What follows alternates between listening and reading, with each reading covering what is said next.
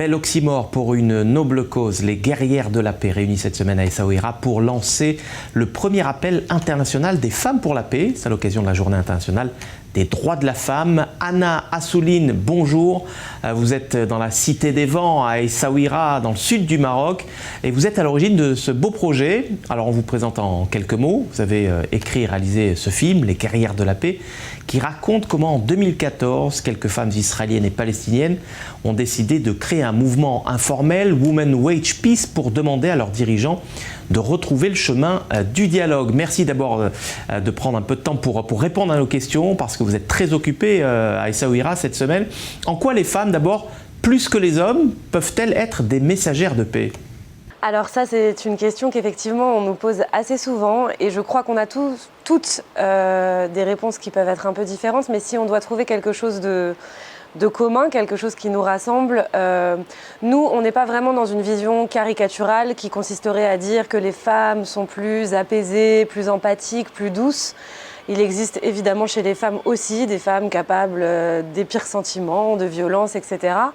En revanche, ce qu'on croit profondément, et c'est ce qui est au cœur de nos engagements avec les guerrières de la paix, c'est que les femmes ont un rapport à la responsabilité, au concret de la vie, et un rapport à la vie différent, qu'elles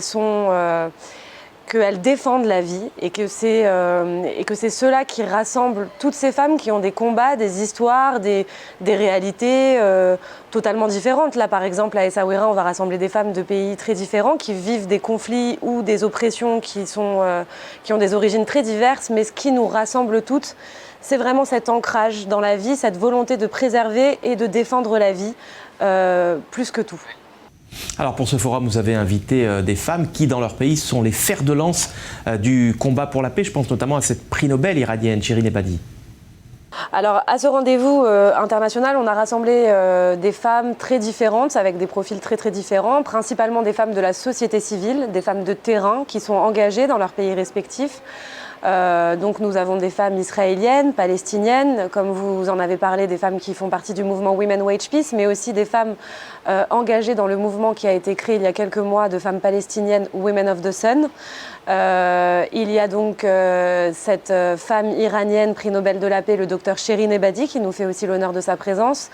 Il y a une femme afghane, une femme syrienne, une femme sénégalaise, une femme libérienne, enfin la liste est longue. Rares sont les pays arabes qui peuvent se vanter de pouvoir accueillir côte à côte des femmes israéliennes et palestiniennes. C'est aussi pour ça que vous avez choisi le Maroc pour accueillir cet événement ?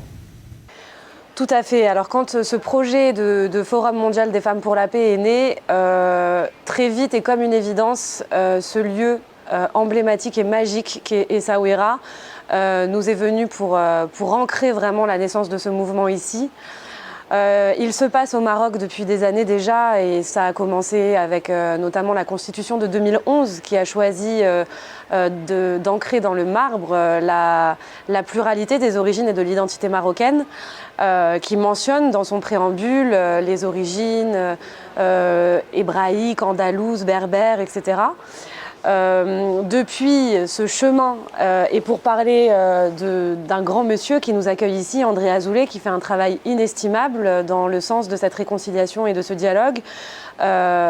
Donc ça, c'est ces mots. Il parle d'un chemin de lumière emprunté par le Maroc, et ce chemin de lumière qui doit, je crois, éclairer le monde à l'heure où on est plutôt dans une tendance globale au repli, à une forme de retour à une identité pure, une identité monolithique qui n'accepte pas l'autre, qui n'accepte pas le mélange, etc.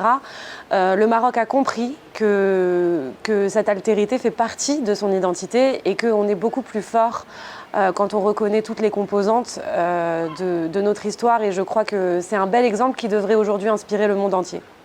Anna Assouline, depuis la Cité des Alizés, Essaouira au Maroc. Merci d'avoir été l'invitée du MAG Maghreb. Merci, au revoir.